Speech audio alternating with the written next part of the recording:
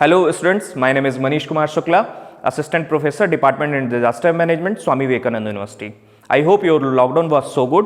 So today I am delivering a lecture on Disaster Management Act 2005 and National Policy on Disaster Management. आपने अभी lockdown में काफ़ी कुछ देखा होगा कि ये आदेश जारी हुआ, वो आदेश जारी हुआ, उस पर लिखा होता था आपदा प्रबंधन अधिनियम 2005 के तहत। तो आज हम इस पर पढ़ेंगे कि आपदा प्रबंधन अधिनियम में कौन कौन सी शक्तियां सेंट्रल के द्वारा लगाई गई, कौन कौन सी शक्तियां स्टेट गवर्नमेंट ने लगाई, कौन सी शक्तियां, कौन सी गाइडलाइंस जिला प्रशासन ने जारी की। आज हम इसका विस्तृत अध्ययन करेंगे और आप सभी निश्चिंत रहें क्योंकि इसके बाद में आपका कोई टेस्ट नहीं लेने वाला, ना कोई एग्जाम लेने वाला, तो आप बेहतर इसे आराम से समझते हैं और आगे बढ़ते हैं। सो स्टार्ट करते हैं disaster management act 2005 and national policy on disaster management. First, उस पे बढ़ने से पहले अपन थोड़ा इंडिया के बारे में बेसिक्स नॉलेज ले लें। India is the second most populated country in the world. We represent approx 18% of total world populations. We are one of the most disaster prone country in the world. India एक disaster cycle में चल रहा है। India में लगभग हर 2 या 3 साल में कोई ना कोई एक बड़ी डिजास्टर हिट करती है और काफ़ी loss of life, loss of property, बहुत दोनों को हम लोग को सामना करना पड़ता है। आगे हम लोग देखते हैं 59% land is prone to earthquake. जो भारत की ज़मीन है, अपनी पूरा भूभाग है, उसमें 59% जो लैंड हमारी अर्थक्वेक डेंजर जोन में है। अर्थक्वेक को हम जोन में डिवाइड करते हैं, जोन 1, 2, 3, 4, 5। 1 में कोई खतरा नहीं, 2 में थोड़ा खतरा, मिनिमम रिस्क, एंड 5 में मैक्सिमम खतरा, मैक्सिमम रिस्क। तो हम लोग इधर से देखें कि गुजरात का जो कुछ एरिया है से लेकर नॉर्थ ईस्ट का एरिया, सिक्किम, अरुणाचल, मेघालय, या ऊपर हिल एरिया में देखते हैं जम्मू कश्मीर, उत्तराखंड, हिमाचल प्रदेश का जो एरिया, ये काफ़ी इनमें कई जो है जो जोन 5 के अंतर्गत आते हैं और काफ़ी रिस्की एरिया है। तो हमें इस चीज़ का ध्यान रखना है सबसे पहले कि हम किस जोन में रहते हैं। उस जोन के हिसाब से हमें अपने घरों का निर्माण करना है। भारतीय निर्माण संहिता के तहत अपने भवनों का निर्माण करना है, भूकंप रोधी हो, अग्निरोधी हो। ऐसा नहीं है कि कोई जोन 2 में व्यक्ति मकान बना रहा है और जोन 5 में बना रहा है तो दोनों का मकान एक जैसा होगा, स्ट्रक्चर एक जैसा होगा। बिल्कुल नहीं, हर जोन का निर्माण भारतीय निर्माण संहिता के तहत अलग अलग होगा जो भूकंप रोधी होगा। भूकंप से बचाव के जो भूकंप के दौरान हमें क्या करना है, क्या नहीं करना, इसके लिए हम एक अलग सा लेक्चर लेंगे और उस पर इसके बारे में बात करेंगे, जो हमारे कि भूकंप के दौरान क्या करना चाहिए, क्या नहीं करना चाहिए। क्योंकि हमें सबसे पहले एक चीज़ ध्यान रखनी है कि भूकंप कभी किसी व्यक्ति की जान नहीं लेता है। जी हाँ, भूकंप कभी किसी व्यक्ति की जान नहीं लेता है। जान लेती हैं तो सिर्फ इमारतें लेती हैं। यदि हमारा स्ट्रक्चर बेस सही होगा, गवर्नमेंट की गाइडलाइंस के अकॉर्डिंग होगा, तो हम भूकंप रोधी भवन का निर्माण करेंगे और सुरक्षित रहेंगे। 12% land is a prone to floods. हमारी जो भारत की भूभाग है, 12% जो ज़मीनी है वहाँ पर बाढ़ का खतरा है। ये खतरा उन एरियो में है, कह सकते हैं जहाँ पर नदियाँ हैं। और बाढ़ का खतरा सिर्फ हमें ऐसे समझना होगा कि बारिश का महीना 4 महीने का लगभग होता है। अब तो पिछले 1 साल में देखो तो हर महीने बारिश हुई है, तो हम उसको फिर भी मौसम के हिसाब से लेते हैं, इंडियन मेट्रोलॉजिकल डिपार्टमेंट के हिसाब से लेते हैं। तो 3 से 4 महीने का बारिश का खतरा, उसमें भी कंटिन्यू जो बारिश होती है कुछ एरिया में जहाँ मानसून और वायुदाब बनता है, तो 10 से 15 दिन, और क्रिटिकल कंडीशन हमारे पास जो आती है वो 6 घंटे की होती है, जो डेंजर जोन होते हैं। हमने जो फ्लड प्रोन एरिया होते हैं उन्हें डिवाइड कर रखे होता है कि पहले बारिश आएगी तो ये जोन तो ऐसा है कि बारिश में उसको प्रभावित होना ही है। उसके बाद कौन से संभावित होते हैं कि बाढ़ में संभावित हो जाएंगे, और तीसरा जहाँ थोड़ा बहुत फर्क पड़े। तो हम देखते हैं कि हर साल चाहे तो कुछ बिहार का एरिया हो, उत्तर प्रदेश का एरिया हो, या हिमाचल का कुछ, बंगाल, ये कई बार जो होता है बारिश की वजह से आ जाते हैं। इनके उपाय और इनके राहत और बचाव कार्य पर हम आगे चर्चा करेंगे इस पे एक अलग से। 76% of coast line is a prone to cyclone and tsunami. देखते हैं जो कोस्ट लाइन, साइक्लोन और सुनामी का खतरा वहाँ होगा जहाँ पर कोस्टल लाइन है या जो समुद्री सतह है, तो चाहे गुजरात से लेकर बंगाल तक का हो, जिसमें केरल है, महाराष्ट्र है, आंध्र प्रदेश है, तमिलनाडु का कुछ हिस्सा है, गोवा का कुछ एरिया, वेस्ट बंगाल, उड़ीसा, वेस्ट बंगाल और आंध्र प्रदेश ने तो काफ़ी कई सारे साइक्लोन और सुनामियों को झेला है, हुदूद, अम्फान हो। तो ये जो हमारा कोस्टल एरिया है, इसमें से 76% ऑफ कोस्ट लाइन जो है वो खतरे के निशान पर है। ये भारत की जो क्लाइमेटिक या जियोग्राफिकल लोकेशन कहें, ये अभी तक हम लोगों ने समझी कि भारत में इस जगह इस तरह का खतरा है। आगे देखते हैं 60% cultivable area is vulnerable to drop. जो हमारी भूभाग है, चाहे तो विदर्भ का क्षेत्र हो या बुंदेलखंड का क्षेत्र हो या महाराष्ट्र का कुछ क्षेत्र हो, गुजरात का कुछ क्षेत्र हो, जिनमें हमेशा सूखे की संभावना रहती है, पर इस पर हम अपनी जो नोडल एजेंसी है वो काफ़ी अच्छा काम कर रही है, स्टेट गवर्नमेंट्स काफ़ी अच्छा काम कर रही हैं, जिससे हम जो सूखा प्रभावित एरिया हैं उनसे बाहर निकल रहे हैं। इनके लिए गवर्नमेंट ने वित्त वर्ष में कई अलग अलग इकोनॉमिकल पैकेज दिए, स्पेशल पैकेज दिए। आगे देखते हैं 33 to 90% forest area is a state in prone to forest fire. हम अभी कुछ दिनों पहले देख रहे थे ऑस्ट्रेलिया के जंगलों में आग लगी, कैलिफोर्निया में अक्सर आग लगती रहती है, तो ये कंडीशन अब भारत में भी आ चुकी हैं। अभी कुछ समय पहले जम्मू कश्मीर में माता वैष्णो देवी का वो कुछ एरिया या हिमाचल उत्तराखंड के कई जंगलों में आग लग गई जो 2 से 3 महीनों तक नहीं बुझा पाए। तो ये कंडीशन, इनके भी कई कारण हैं, विस्तृत इस पर कभी आगे बात करेंगे, पर 33 से 90% तक फॉरेस्ट फायर के खतरे कई स्टेट्स में आ चुके हैं। Increased vulnerability to CBRN disaster in urban and industrial area. हमें CBRN समझना होगा सबसे पहले। CBRN, C for chemical, B for biological, R for radiological, N for nuclear. इसके आगे हम E का भी इस्तेमाल करते हैं, E फॉर एक्सप्लोजिव व emergencies. Urban and industrial area, जहाँ पर इंडस्ट्रीज होंगी, सिटी होंगी, वहाँ पर प्लांट्स लगेंगे, इंडस्ट्रीज आएंगी, वहाँ पर केमिकल का रिसाव हो सकता है, गैस का रिसाव हो सकता है, बायोलॉजिकल मिसहैप हो सकते हैं, रेडियोलॉजिकल का कुछ जगह लीकेज या उनका फैलाव हो सकता है, और न्यूक्लियर का खतरा बॉर्डर एरिया और कंट्रीज वॉर में इस्तेमाल होता है। तो CBRN का खतरा हमें अब बढ़ चुका है। ऐसा नहीं है कि सिर्फ अभी हमें बाढ़ का, भूकंप का, एवलांचेस का, लैंडस्लाइड का, क्लाउड ब्रस्ट का, इनका सिर्फ खतरा है। अब हमें CBRN का भी खतरा हो चुका है, केमिकल का भी खतरा है, बायोलॉजिकल का भी खतरा है, रेडियोलॉजिकल का भी खतरा है, और न्यूक्लियर का भी खतरा हो चुका है। तो हमें इन सब के लिए तैयार रहना है। डिजास्टर मैनेजमेंट के लिए इंडिया में क्या किया गया, कहाँ से इसकी शुरुआत हुई, इस पर बात करते हैं। सबसे पहले पंत कमेटी का गठन किया गया 1999 में।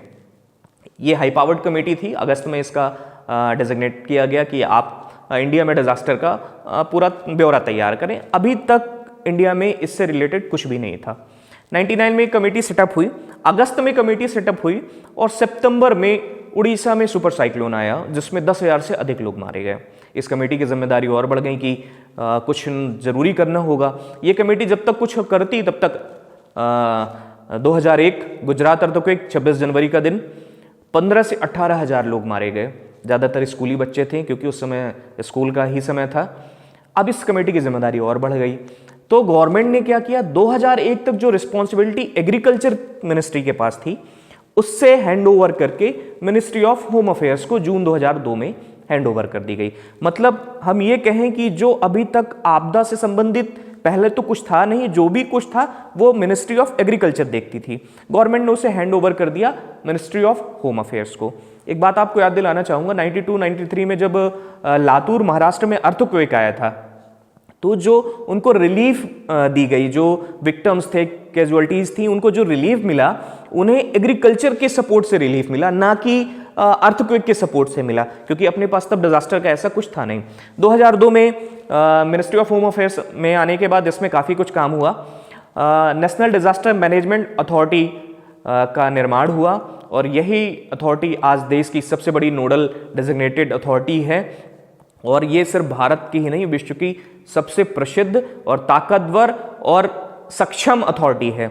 इसके बाद डिजास्टर मैनेजमेंट एक्ट 2005 23 दिसंबर को पास हुआ, जिसके चर्चे आज तक हम लोग सुन रहे हैं। इसके बाद national policy on disaster management act लागू हुआ। इसके बाद नेशनल डिजास्टर मैनेजमेंट प्लान, जिसे हम स्विच टू सेंडाई कहते हैं। सेंडाई में एक बार वर्ल्ड कॉन्फ्रेंस हुई डिजास्टर मैनेजमेंट पे, जिसमें लगभग अबव 178 कंट्रीज ने साइन किए कि हम कुछ पॉइंट्स पर सबसे पहले फोकस करेंगे और उस पर काम करेंगे। भारत ने भी उस पर काम करना चालू कर दिया, इसलिए हम इसे अपने नेशनल डिजास्टर मैनेजमेंट प्लान को स्विच टू सेंडाई कहते हैं। इसके तहत हर एक ग्राम की मैपिंग, हर एक कस्बे की मैपिंग, शहर में ले लें तो हर एक वार्ड की मैपिंग कि कहाँ किस चीज़ का खतरा है। देखिए, हिंदुस्तान की बात करें तो जम्मू कश्मीर में यदि बर्फ पड़ रही है तो हो सकता है कि मध्य प्रदेश के कुछ एरिया में सूखा पड़ा हो। यदि गुजरात में सुनामी आई हुई है तो हो सकता है कि उड़ीसा में साइक्लोन चल रहा हो, क्योंकि कंडीशंस ऐसी हैं कि हर जगह एक सी आपदा नहीं आती। इस हिसाब से नेशनल डिजास्टर मैनेजमेंट प्लान जो बना है वो उस लोकेशन के हिसाब से, उस जिले के हिसाब से, फिर उसके अंदर तहसील के हिसाब से, ग्राम के हिसाब से हमने ऐसा प्लान तैयार किया है कि कहाँ किस चीज़ की दिक्कत है। कहीं बाढ़ की दिक्कत होगी, कहीं भूकंप की दिक्कत होगी, कहीं सुनामी का दिक्कत होगा, कहीं एवलांचेस की दिक्कत होगी, कहीं लैंडस्लाइड की दिक्कत होगी। उस हिसाब से हमने अपना डिजास्टर मैनेजमेंट प्लान तैयार किया है और जिससे काफ़ी हमने जो अपना कैजुअलिटी है, जो नुकसान होता है, उसको काफ़ी कम कर लिया है। जो ऑब्जेक्टिव है अपना डिजास्टर मैनेजमेंट एक्ट का, उसको the government of India through an act of the parliament have decided to put in place necessary institutional mechanism for drawing up and monitoring the implementation of disaster management plans, ensuring measures by various wings of government for prevention of and mitigating the effect of disasters, and for undertaking a holistic, coordinated and prompt response to any disaster situations। देखिए हम 3 तरीके पे काम करते हैं। पहला, disaster है कौन सी, उस डिजास्टर के पहले हमें कौन सी तैयारी करना है। जैसे बाढ़, अपन एक डिजास्टर लेते हैं तो बाढ़ के पहले की तैयारियां क्या है, कौन कौन से क्षेत्र हैं जिनको चिन्हित कर लें कि बाढ़ हो वहां पर आती है लगभग। बाढ़ के पहले की तैयारी, बाढ़ के दौरान हमें कौन से राहत व बचाव कार्य क्या करने हैं, और बाढ़ के बाद कैसे उनको पुनर्स्थापन करना है, कैसे उनको विकास में अपने साथ शामिल करना है। इन 3 चीज़ों पर, मतलब कहें तो किसी भी आपदा के पहले की तैयारी, आपदा के दौरान की तैयारी और आपदा के बाद की तैयारी पर हम लोग अपना डीएम एक्ट का जो ऑब्जेक्टिव है उस पर करते हैं और कोऑर्डिनेटेड एंड प्रॉम्प्ट रिस्पांस के तहत काम करते हैं। ये इंस्टीट्यूशनल मैकेनिज्म है। इसमें देखते हैं मिनिस्ट्री ऑफ होम अफेयर्स सबसे टॉप में है। मिनिस्ट्री ऑफ होम अफेयर्स के अंदर जितने भी डिजिग्नेटेड नोडल मिनिस्ट्रीज होती हैं, जो मिनिस्ट्री ऑफ होम अफेयर्स, गृह मंत्रालय, इसकी जो एनडीएमए बॉडी है, नेशनल डिजास्टर मैनेजमेंट अथॉरिटी, इसके हेड जो चेयरपर्सन होते हैं प्राइम मिनिस्टर ऑफ इंडिया होते हैं। उसके अंदर एक वाइस चेयरमैन होते हैं। वाइस चेयरमैन एक मेंबर नियुक्त अपॉइंट कर सकते हैं और total maximum number of members 9 हो सकते हैं। इसी तरह स्टेट पर आते हैं। स्टेट में जो मिनिस्ट्री है, कई जगह एमएचए के होम डिपार्टमेंट में आता है, कई जगह रेवेन्यू डिपार्टमेंट में लेते हैं उसे। उसके चीफ स्टेट चीफ मिनिस्टर होते हैं। उसके बाद इसी तरह डिस्ट्रिक्ट में आते हैं तो उसको डीडीएमए कहते हैं, डिस्ट्रिक्ट डिजास्टर मैनेजमेंट अथॉरिटी। उसमें जिले के प्रमुख, जिले कलेक्टर हेड होते हैं। उसके बाद एसपी, वहाँ के पॉलिटिशियंस, जो member of legislative assembly, member of parliament, ये और भी वहाँ के चीफ मेडिकल ऑफिसर और भी कई लोग होते हैं जो इसके मेंबर्स होते हैं और जो डिस्ट्रिक्ट लेवल पर काम करते हैं। इसी तरह डिस्ट्रिक्ट लेवल पे जो फोर्स काम करती है वो होम गार्ड होती है। स्टेट लेवल पर जो फोर्स काम करती है वो एसडीआरएफ होती है, स्टेट डिजास्टर रिस्पांस फोर्स, और जो नेशनल लेवल पर काम करती है वो होती है NDRF, national disaster response force. आगे देखते हैं जो सपोर्टिंग इंस्टीट्यूशंस हैं। एनडीआरएफ हम लोग जानते हैं सारे, पर एनडीआरएफ डायरेक्ट कहीं भी रिस्पॉन्ड नहीं करती है। एनडीआरएफ को कॉल करना पड़ता है। सिचुएशंस, एनडीआरएफ मॉनिटरिंग करती है पूरी चीज़ की कि कहाँ पर क्या हो रहा है और कहाँ पर हमारी ज़रूरत पड़ सकती है। जैसे ही उन्हें कॉल होता है कि your need, so they respond to any disaster. NIDM, national institute of disaster management, New Delhi, ये जो भी आपके पॉलिसीज़ हैं, गाइडलाइंस है, इसमें काफ़ी हेल्प करते हैं ट्रेनिंग एंड सपोर्टिंग में, गाइडलाइंस में। National civil defence college NCDC, यहाँ पर सारी ट्रेनिंग्स होती है, Nagpur. National institute of fire and safety engineering, Nagpur. इसके बाद home guard, civil defence, NGO, civil societies जो अदर सपोर्ट करती हैं। जैसे अभी लॉकडाउन का सीज़न था, जो मूवमेंट हो रही थी मजदूरों की, कामगारों की, हाईवे के थ्रू या रोड के थ्रू, तो उनको फूड प्रोवाइड जो हुआ गवर्नमेंट ने किया, स्टेट लोकल एडमिनिस्ट्रेशन ने किया, पर उसके अलावा कई सिविल सोसाइटी और एनजीओ ने भी कैंप लगाकर रोड के किनारे और उन्होंने फूड प्रोवाइड किए। इसके बाद देखते हैं जो मंडेट है, lay down policies and guidelines. Second, approve national disaster management plan and disaster management plan for ministry and department. ऐसा नहीं है कि सिर्फ एनडीएमए ने एक डिजास्टर मैनेजमेंट प्लान बना दिया, आप उसे फॉलो करें, नहीं, हर मिनिस्ट्री अपना सेपरेट बनाएगी और उसके तहत काम करेगी। एक सा डिजास्टर मैनेजमेंट प्लान लागू कभी भी नहीं हो सकता, किसी भी एक छोटे जगह पे भी नहीं हो सकता, क्योंकि हेल्थ मिनिस्ट्री अलग तरीके से अपना प्लान लागू करेगी। जैसे स्वास्थ्य एवं परिवार कल्याण मंत्रालय अलग, हेल्थ मिनिस्ट्री का अलग, इसी तरह पर्यावरण मंत्रालय का अलग डिजास्टर मैनेजमेंट प्लान होगा, फॉरेस्ट फायर या जो भी कंडीशन है, और एनडीएमए का प्लान अलग होगा। तो उसके तहत हम लोग अपना सब मिलकर एक प्लान बनाएंगे, कोऑर्डिनेट करेंगे एक दूसरे को। Coordinate information and implementation of disaster policy and plan, policy और प्लान पर भी हम आगे इंप्लीमेंट करेंगे। ऐसा नहीं कि प्लान बनाकर छोड़ दे, और भारत में ऐसा हो भी नहीं रहा। उस जो भी प्लान बन रहा है उस पर कंटिन्यू ट्रेनिंग्स चल रही हैं, उनको पॉलिसी का अपडेट किया जा रहा है। अभी लॉकडाउन के समय डिजास्टर मैनेजमेंट एक्ट के कई न्यू क्लॉज जोड़े गए, कई न्यू क्लॉज में इसने करेक्शन किए गए, अमेंडमेंट किए गए, नए प्लान्स अपग्रेड किए गए। Then next, take measures for prevention, mitigation, preparedness and capacity buildings. मैंने आपको बताया कि 3 चीजें लिखते हैं, पहले क्या है, उसके दौरान आपदा के पहले क्या, उसके बाद में, और आपदा के दौरान हम लोग कैसे अपन रिस्पॉन्स करते हैं।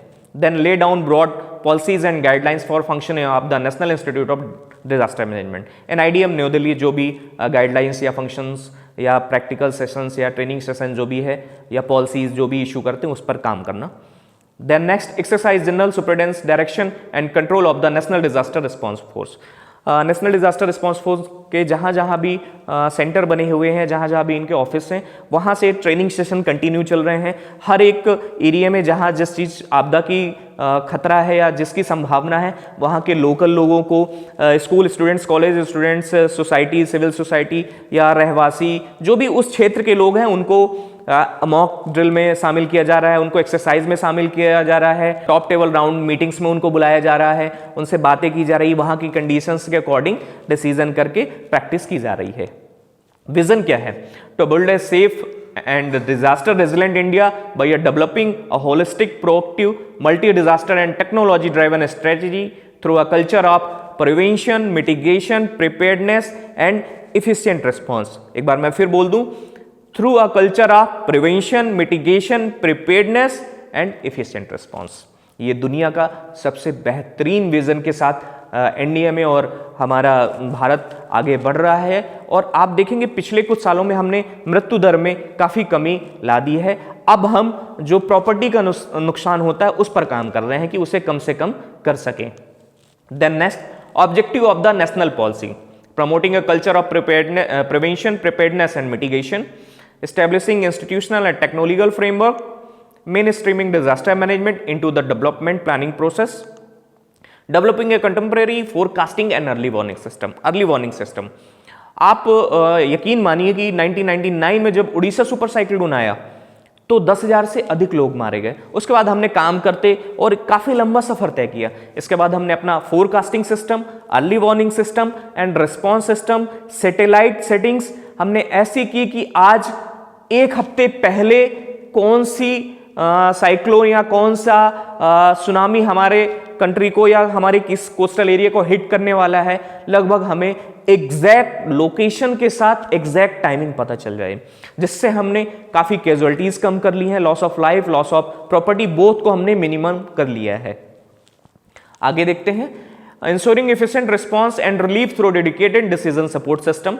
डेडिकेटेड डिसीजन सपोर्ट सिस्टम, आप समझते हैं कि जब कोई आपदा आती तो कोई अपना घर परिवार सब कुछ खो देता है, तो उस टाइम पे उसे कहीं ना मानवीय आधार पर भी उसे लगना चाहिए कि गवर्नमेंट हमारे साथ है। जो एनडीआरएफ इसके लिए ट्रेंड है और वो काफ़ी अच्छा इस पर काम कर रहे हैं। Undertaking reconstruction to build back better, जब कोई भी आपदा होगी उसके बाद पुनर्स्थापना करना, लोगों को वापस भेजना, उनकी जगह को उनको समाज की मुख्यधारा में लाना, रोजगार, खाने के साधन, तो इस पर भी हम आगे काम कर रहे हैं। ऐसा नहीं कि आपदा में हमने राहत और बचाव कर लिया उसके बाद नहीं, जब तक वह व्यक्ति पूर्ण तरीके से निर्भर नहीं हो जाता, सरकार से पूरी सहायता नहीं मिल जाती, तब तक हमारा काम नहीं खत्म होता। केयरिंग अप्रोच हर चीज, चाहे आपदा हो चाहे कोई भी हो, केयरिंग अप्रोच। इसके बाद आते हैं PM 10 point agenda on disaster risk reduction. Honorable Prime Minister of India present 10 point on disaster risk reduction to the world। माननीय प्रधानमंत्री श्री नरेंद्र मोदी जी ने दुनिया के सामने भारत के 10 पॉइंट रखे, और वो 10 पॉइंट ऐसे थे कि जिसे सहर्ष पूरी दुनिया ने स्वीकार किया और उस पर काम करना चालू किया। तो आगे बढ़ते हैं, ये कौन कौन से पॉइंट है मैं आपको बताता हूँ। पहला point, all development sector must imbibe the principle of disaster risk management. कोई भी सेक्टर हो, किसी भी हालत में हो, उन्हें निश्चित तौर पर डिजास्टर रिस्क मैनेजमेंट का फॉलो करना पड़ेगा, उनका प्लान उनको फॉलो करने पड़ेंगे, प्लान को बनाना पड़ेगा। Second point, work toward risk coverage for all starting from poor household to SME to multinational corporation to nations state. ऐसा नहीं है कि कोई आपदा आई तो सिर्फ बड़ी बड़ी कंपनियां रिलीफ करें। हमें एक नीचे के व्यक्ति से, एक हाउस होल्ड से, पुअर हाउस होल्ड से लेकर टॉप मल्टीनेशनल तक उनकी टेक्नोलॉजी का इस्तेमाल करना है, उनको सम्मिलित करना है और किसी न किसी तरह इससे आपदाओं से बाहर आना है। तीसरा, encourage greater involvement and leadership of women in disaster risk management. ये हमेशा बात उठती है कि महिलाओं की भागीदारी कम क्यों है। तो ऐसा नहीं है कि आपदा प्रबंधन में इनकी भागीदारी कम है। हम आपदा या आपदा प्रबंधन की बात नहीं कर रहे हैं, हम डिजास्टर रिस्क मैनेजमेंट की बात कर रहे हैं, जिसमें महिलाओं की हिस्सेदारी, उनके हिसाब से पॉलिसी, क्योंकि महिलाओं की जिम्मेदारी बढ़ जाती है। जब कोई भी आपदा आती है तो बच्चों की देखभाल, परिवार की देखभाल, संपत्ति की देखभाल, फिर भोजन, पानी, राशन, शेल्टर की, होम की, फूड की, कई चीज़ें होती हैं जो सिर्फ और सिर्फ महिलाओं पर ही कहीं ना कहीं सीमित हो जाती हैं। तो इसलिए महिलाओं का इन्वॉल्वमेंट करना ज़रूरी है और इसमें हो भी रहा है। Invest risk mapping globally for mapping risk related to hazards like earthquake we have accepted standard and parameters. देखिए, कई आपदाएं ऐसी होती हैं जो निश्चित होती हैं, पर कई आपदाएं ऐसी हैं जिनका कुछ भी फोरकास्ट करना मुश्किल हो जाता है, जैसे अर्थक्वेक है। तो इसके लिए स्टैंडर्ड ग्लोबली, नेशनल लेवल पर या पूरे ग्लोबल लेवल पर स्टैंडर्ड्स और पैरामीटर बनाए जाएं, जिसमें नॉलेज एक्सचेंज किए जाएं, उनकी मैपिंग की जाए कि यहाँ पर संभावित हो सकता है। आगे, leverage technology to enhance the efficiency of our disaster risk management efforts. चाहे वो प्राइवेट में हो, चाहे गवर्नमेंट में हो, कोई भी सेक्टर हो, यदि उनके पास ऐसी टेक्नोलॉजी है जो रिस्पॉन्ड कर सकती है, इफिशिएंट रिस्पॉन्ड कर सकती है, तो उसे हमें अपनाना है, चाहे वो कहीं से भी वो मिले। 6 में देखते हैं, development a network of universities to work on disaster issue. ये बहुत अच्छा इशू है। हिंदुस्तान में पहले कुछ गिनती के 4 से 5 इंस्टीट्यूट्स, यूनिवर्सिटीज़ थी जो डिज़ास्टर का कोर्स रन करते थे, पर जब यूजीसी ने एक लेटर इशू किया कि सारी मिनिस्ट्रीज़ इसको एप्लीकेबल करें इस कोर्स को, तो कुछ यूनिवर्सिटीज़ ने चालू किया और इस पर भी काम चल रहा है। और ये पॉइंट स्वामी विवेकानंद यूनिवर्सिटी के डायरेक्टर मनीष दुबे जी ने भी यूजीसी एनडीएमए एनआईडीएम की मीटिंग में रखा था, जहां पर उसके तहत ये आगे अब सारी यूनिवर्सिटीज़ अपने कोर्स रन कर रही हैं, ग्रेजुएशन लेवल पर भी, और इसकी ट्रेनिंग सेशंस भी कर रहे हैं। Utilize the opportunity provided by social media and mobile technology. अभी हम लोग सोशल मीडिया, सोचने की बात है कि सोशल मीडिया रेस्क्यू में कैसे काम आ सकता है, मोबाइल टेक्नोलॉजी कैसे काम आ सकती है, कोई डिजास्टर होगा तो आप लोग को मैं बताना चाहूँगा कि फेसबुक और NDMA, national disaster management authority ने एमओयू किया है कि आप अभी जब लॉकडाउन में अपना मोबाइल फेसबुक चला रहे होंगे, तो जब स्क्रॉल करते होंगे तो सबसे ऊपर आपने कभी देखा कि कोविड-19 अपडेशन आया, या कोई भी आप वेबसाइट खोल रहे हो तो उस पर कोविड-19 से रिलेटेड था। एक्चुअली ये वही है, मोबाइल टेक्नोलॉजी या सोशल मीडिया में जो हमने एमओयू किया कि कोई भी रिलेटेड इशू है, यदि मान लीजिए केरल के किसी हिस्से में बाढ़ है, तो वहाँ पर जो लोग सोशल मीडिया यूज़ कर रहे हैं उनको उसकी एग्जैक्ट चेतावनी भी मिलेगी, वहाँ पर उनके सुरक्षा के उपाय भी मिलेंगे और उसके थ्रू बाकी लोगों को भी चला जाएगा। तो आपने ये भी ध्यान दिया होगा कि इस लॉकडाउन में जो भी कोविड-19 से थी, कई र्यूमर्स या कई गलत बातें आप तक प्रसारित नहीं हो पाई। ये इसी पॉइंट के तहत कई र्यूमर्स और वेरीफाइड न्यूज़ नहीं थी, उनको कैंसिल किया गया और सही और सच को सामने रखा गया। इसलिए सोशल मीडिया और मोबाइल टेक्नोलॉजी का इस्तेमाल अब डिजास्टर मैनेजमेंट में, डिजास्टर रिस्क मैनेजमेंट में भी किया जा रहा है। Buldhana local capacity and initiative. देखिए, कोई भी डिजास्टर होगी, उनमें फर्स्ट रिस्पॉन्डर जो होते हैं वो वहाँ के लोकल पीपल होती है, लोकल अथॉरिटी होती है। तो हमें पहले उनको इनिशिएट करना पड़ेगा, उनके हिसाब से काम करना पड़ेगा, जो पॉलिसी गाइडलाइंस है उन पर भी लागू करना पड़ेगा। हर जगह की कंडीशन अलग होगी, उस कंडीशन से हमें उस प्लान को तैयार करना होगा। Opportunity to learn from a disaster must not be wasted. After every disaster, there are papers on lesson that are rarely applied. ऐसा नहीं होता कि कोई आपदा आई, कोई घटना घटी तो उस पर हम उस पर राहत बचाव काम कर लें, जितनी मौतें हुई उनको गिन लें, जितने लोग बचे उन्हें रिलीफ दे दें। नहीं, ये यहाँ तक सीमित नहीं होना चाहिए। वो हादसे की जड़ से लेकर दोबारा ऐसा ना हो, उसकी अब हमें तैयारी करनी है कि भोपाल गैस ट्रेजेडी जैसा दोबारा ना हो, या जयपुर में इंडियन ऑयल के जो पेट्रोल के टैंकर्स वो हुए थे वो दोबारा ना हो। और ऐसी घटनाएं अब भारत में रिपीट नहीं हो रही हैं, क्योंकि हमने अपना disaster management plan, national policy ऐसी तैयार की है कि इन घटनाओं को पूरी तरीके से हम कंट्रोल में कर रहे हैं। Last point, bring about greater cohesion in international response to disaster. कई बार हम क्या करते हैं, जैसे डिजास्टर होता है किसी एक एरिया में, तो बाहरी मदद नहीं ले पाते हैं, पर कम से कम हम एक इंटरनेशनल स्टैंडर्ड्स और पैरामीटर्स रखें कि आराम से रिलीफ हो सके, राहत बचाव कार्य हो सके और कई चीज़ें हों, और इनकेस किसी दूसरे कंट्रीज को ज़रूरत पड़ती है तो अदर कंट्री भी वहाँ पर रिस्पॉन्ड करे। इसके बाद जो विजन है नेशनल डिजास्टर मैनेजमेंट प्लान, जिसे हम सिस्टू सेंडाई कहते हैं, make India disaster resilient, achieve substantial disaster risk reduction and significantly decrease the loss of life, livelihoods and assets, economic, physical, social, culture and environmental by maximizing the ability to cope with disaster at all levels of administration as well as among communities। हम किस पर हैं? सबसे पहले loss of life तो हमने काफ़ी कम कर लिया है, अब लॉस ऑफ प्रॉपर्टी को और बढ़ रहे हैं। तो ये हमारे disaster management plan, disaster management act, national policy on disaster management था। अब आपको इसमें से किसी भी क्वेरी है, कोई डाउट है, कोई क्वेश्चन है, तो आप नीचे कमेंट बॉक्स में जाकर कमेंट कर दें, उसके आंसर, उसका जो भी आंसर है मैं आपको रिप्लाई करूंगा। और हाँ, यूनिवर्सिटी का यूट्यूब चैनल ज़रूर लाइक एंड सब्सक्राइब करें, जिससे आगे के जो आने के टॉपिक्स हैं आपको समय पर मिल सकें, या जो भी सब्जेक्ट हैं डिजास्टर के अलावा भी सब्जेक्ट हैं वो आपको समय पर मिल सकें। Thank you.